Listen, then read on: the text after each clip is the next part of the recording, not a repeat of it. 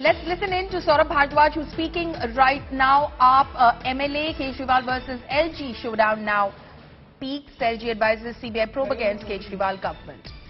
केजरीवाल को रोक रहे हैं। नरेंद्र मोदी जी क्यों नहीं चाहते कि दिल्ली वालों का नाम हो? नरेंद्र मोदी जी क्यों नहीं चाहते कि भारत का नाम? आपने अक्सर देखा होगा, नरेंद्र मोदी विदेश में जाते हैं तो उनकी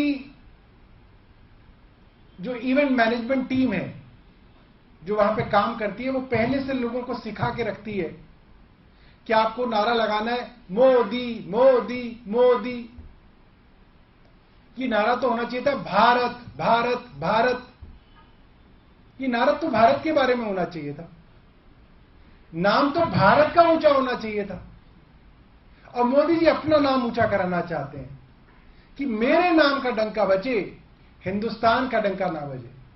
और आज जब एक हिंदुस्तान के लोकप्रिय मुख्यमंत्री को विदेश की सरकार बुला रही है तो नरेंद्र मोदी जी को ईर्ष्या हो रही है, नरेंद्र मोदी जी को जलन हो रही है। एक छोटे से प्रदेश के एक मुख्यमंत्री से जलन हो रही है। वो नरेंद्र मोदी जी जो साल में, मुझे लगता है दर्जन भी कहूं तो वो कम होगा, दर्जन से ज्यादा बार विदेशों में जाते हैं। शायद हर महीने वो कई विदेशों का चक्कर कोरोना से पहले लगाते थे। मुझे तो लगता है कि हर साल नया पासपोर्ट बनता होगा मोदी जी का, क्योंकि इतना वीजा लगवाते हैं वो, इतने विदेशों में जाते हैं। उन नरेंद्र मोदी जी को आज एक दिल्ली के मुख्यमंत्री से जलन और ईर्ष्या सिर्फ इसलिए हो रही है कि आज दिल्ली के मुख्यमंत्री को विदेश की सरकार न्योता देके बुला रही है और कह रही है कि आप हमारे यहां आइए और विदेशों से आए हुए सैकड़ों सैकड़ों नेताओं के आगे दिल्ली मॉडल के बारे में उनको बताइए। अब आप ये सोचिए कि मान लीजिए प्रेसिडेंट ट्रंप का जमाना था और प्रेसिडेंट ट्रंप के जमाने में मान लीजिए वॉशिंगटन के या टेक्सास के गवर्नर को हिंदुस्तान की सरकार बुलाए कि भाई टेक्सास में बड़ा अच्छा काम हुआ है या वॉशिंगटन में बड़ा अच्छा काम हुआ है, उनके गवर्नर को बुलाया जाए और वो हिंदुस्तान में सबको बताएं कि क्या काम हुआ, कैसे काम हुआ और कितना अच्छा काम हुआ। और पता चले कि वहां के राष्ट्रपति ट्रंप जो हैं वो उनको आने नहीं दे रहे, वो उनको रोक रहे हैं कि नहीं आप नहीं जा सकते, कोई और चला जाएगा मगर आप नहीं जाएंगे। तो ट्रंप साहब की कितनी बदनामी होती हिंदुस्तान में और पूरे विदेश में कि एक राष्ट्रपति, एक देश का नेता एक छोटे से राज्य के नेता को रोक रहे हैं कि भाई तुम नहीं जाओगे, मैं जाऊंगा जहां जाऊंगा। इससे पूरे विदेशों में, पूरे विश्व में हिंदुस्तान की बदनामी हो रही है। पूरा विश्व हम पे हंस रहा है, हिंदुस्तान पे हंस रहा है कि एक प्रधानमंत्री एक मुख्यमंत्री को विदेश के निमंत्रण पर, और कोई सैर सपाटा नहीं करने जा रहे, कोई हॉलिडे नहीं करने जा रहे, कोई वेकेशन नहीं करने जा रहे। अरविंद केजरीवाल तो वैसे ही अगर आप रिकॉर्ड देखें तो शायद ही कभी विदेश यात्रा पे जाते हो, ऐसे मुख्यमंत्री हैं। दूसरी तरफ नरेंद्र मोदी जी जो शायद ही कभी देश में टिकते हो। वो तो कोरोना के डर से अब मोदी जी को थोड़ा रुकना पड़ा है, वरना हमेशा मोदी जी विदेशों में रहते थे। तो ये बहुत हैरानी की बात है और पूरे विश्व में प्रधानमंत्री जी के इस कार्य की वजह से हिंदुस्तान का सर जो है वो झुक रहा है। बहुत बहुत धन्यवाद। आपके पास कोई प्रश्न हो इस विषय में तो आप पूछ सकते हैं। इससे अलग विषय पे भी, अच्छा, इसके अलग विषय में पूछिए। एक्साइज पॉलिसी को लेकर राज्यपाल ने रिकमेंड किया सीबीआई जांच को, और उसमें ये भी कहा है कि बहुत सारे नियम कानून का उल्लंघन हुआ है। ये चीफ सेक्रेटरी की रिपोर्ट जो उन्हें मिली है उसके आधार पर जी देखिए, जब 2016 के अंदर हमारी सरकार को 1 साल हुआ था, तब भी केंद्र सरकार बहुत घबराई थी और हर वो कोशिश की थी कि दिल्ली सरकार के कामों को रोका जाए। उस वक्त के एलजी साहब को प्रधानमंत्री कार्यालय से निर्देश आया कि इनके काम रोको, और उस समय 400 से ज्यादा फाइलों को दिल्ली सरकार की इन्वेस्टिगेट किया गया, एक शुंगलू कमेटी बनाई गई, सारी फाइलों को खंगाला गया, कहा गया बहुत घोटाले निकलेंगे, बहुत लोग जेल जाएंगे। क्या हुआ? उसमें कुछ नहीं निकला। 400 फाइलों में कुछ नहीं निकला। और हम ये आशंका कई दिनों से जता रहे थे, पंजाब की जीत के बाद भारतीय जनता पार्टी की केंद्र सरकार और प्रधानमंत्री नरेंद्र मोदी आम आदमी पार्टी से और खास तौर पे अरविंद केजरीवाल से काफी घबराए हुए हैं। अरविंद केजरीवाल की बढ़ती हुई प्रसिद्धि दिल्ली में नहीं, पंजाब में नहीं, पूरे देश में बढ़ती हुई प्रसिद्धि, देश के अलग अलग राज्यों में जहां हम काम भी नहीं करते, वहां पर पंचायतों में, मेयर में, काउंसलर के इलेक्शनों के अंदर लोग हमें वोट देके हमारे कैंडिडेट्स को जिता रहे हैं। मध्य प्रदेश में हो रहा है, हरियाणा में हो रहा है, कर्नाटका में हो रहा है, महाराष्ट्र में हो रहा है। इसको देख के केंद्र सरकार घबराई हुई है और अरविंद केजरीवाल की बढ़ती हुई प्रसिद्धि से जलन हो रही है। और हमने पहले ही कहा था कि अब दोबारा से वही 2016 वाला स्थिति जो है वो दोबारा आएगी, जब दिल्ली सरकार के हर काम को रोकने की कोशिश की जाएगी, दिल्ली सरकार के हर मंत्री के ऊपर सीबीआई की, इनकम टैक्स की, ईडी की इन्वेस्टिगेशन खोली जाएंगी, कोशिश की जाएगी कि इनको किसी ना किसी तरीके से रोका जाए। ये बहुत ही दुख की बात है हमारे देश के लिए कि अगर आप देश के शिक्षा मंत्री का नाम पूछें तो शायद ही किसी को पता होगा। आप कहें कि उत्तर प्रदेश के शिक्षा मंत्री कौन है, किसी को नहीं पता होगा। आप पूछ ले झारखंड के शिक्षा मंत्री कौन है, किसी को नहीं पता होगा। दिल्ली के शिक्षा मंत्री कौन है, बच्चे बच्चे को पता होगा। मनीष सिसोदिया जी दिल्ली के शिक्षा मंत्री हैं। वो मंत्री जो पूरे देश में शिक्षा की क्रांति लाए, जिनका डंका आज देश में नहीं विदेशों में बज रहा है, उस उप मुख्यमंत्री को फंसाने के लिए ये सीबीआई की इंक्वायरी केंद्र सरकार के इशारे पर हमारे एलजी साहब ने रिकमेंड की है। और बड़े शर्म की बात है कि हजारों करोड़ रुपए लूट के लोग विदेश चले गए, नीरव मोदी चले गए, ललित मोदी चले गए, विजय माल्या चले गए, केंद्र सरकार ने भगा दिया उन्हें कि जाओ, यहां पे तो कार्रवाई करनी पड़ेगी, निकल जाओ। केंद्र सरकार की नाक के नीचे से निकल गए और अभी तक आए नहीं। उनका ये कुछ नहीं बिगाड़ पाए। अपने देश के सर्वाधिक जाने जाने वाले और प्रसिद्ध उप मुख्यमंत्री, शिक्षा मंत्री मनीष सिसोदिया जी को फंसाने के लिए ये काम किया जा रहा है।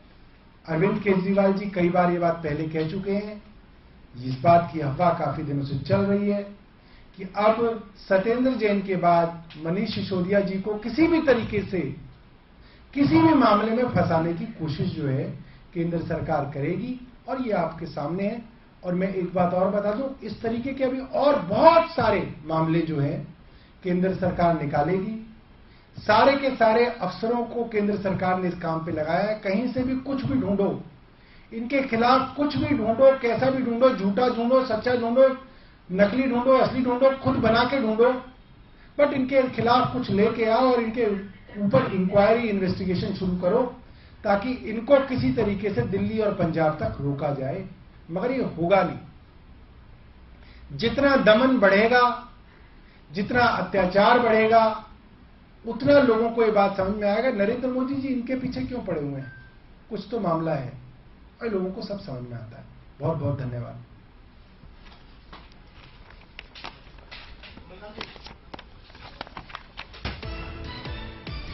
So there you heard from the Aam Aadmi Party after the Delhi LG recommended a CBI probe against the Delhi government's excise policy. My colleague Kumar Kunal is now joining me live on this.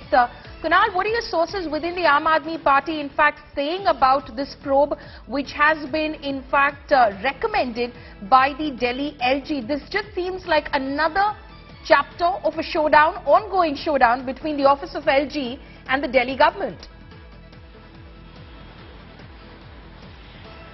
Exactly, Paulomi, and you must have heard Saurabh Bharadwaj just now, and he was blaming central government for doing everything from the vendetta point of view, and that's why they are claiming that it's merely a political vendetta and just to target Manish Sisodia, who is Excise Minister of Delhi. Even in the recommendation by the LG, it has been written that the order which was made by government, that was taken by Manish Sisodia himself, and due to that almost a revenue loss of rupees 145 crore took place. And that's why this case is quite serious, because if the CBI inquiry will happen in this case, Manish Sisodia will be directly on the target.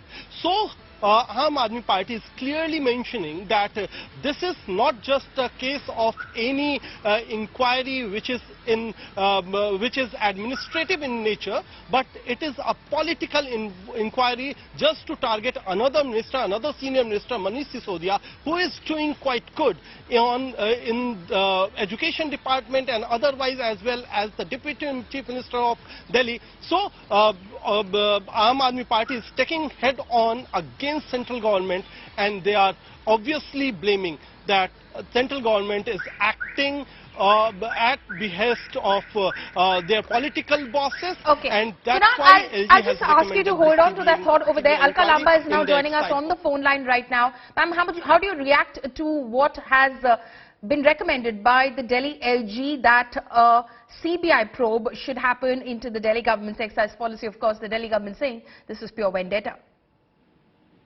Delhi Congress इस कदम का स्वागत करती है। हमारा मानना है कि बिल्कुल लाइसेंस देने में बहुत बड़ा फर्जी वाड़ा हुआ है। आरोप लग रहे हैं जिन्हें लाइसेंस दिए गए हैं उनसे चुनावी चंदा, पार्टी फंड में मोटा चंदा लिया गया है, और बिल्कुल नियमों की धज्जियां उड़ाकर ये लाइसेंस दिए गए हैं। आपने देखा भी पिछले कुछ दिन पहले कुछ महिलाएं जिनके रेजिडेंशियल एरिया में लिखकर दुकान खुल गई थी, उसका जब महिला विरोध कर रही थी, महिला मार्शल से उनको पिटवाया गया। तो हर जगह कानून नियमों को ताक पे रखकर करोड़ों रुपए की जो लाइसेंस है कोड़ियों के दाम पर इसलिए दिए जा रहे हैं पार्टी में फंड आए। सीबीआई जांच की जो एलजी साहब ने पहल की है, हम उसका स्वागत करते हैं, लेकिन मांग भी करते हैं कि ये इंक्वायरी अगले 3 महीने में, क्योंकि सारे कागज, सारी जानकारी, सारी सूचनाएं मंत्रालय के पास है, एक्साइज मंत्रालय के पास, जिसके मंत्री मनीष सिसोदिया जी हैं, तो इसको लंबा लटकाने से राजनीति होगी, सच्चाई सामने नहीं आ पाएगी। हम इस कदम का स्वागत करते हैं, लेकिन 3 महीने के अंदर हम चाहते हैं इसका दूध का दूध, पानी का पानी हो जाए।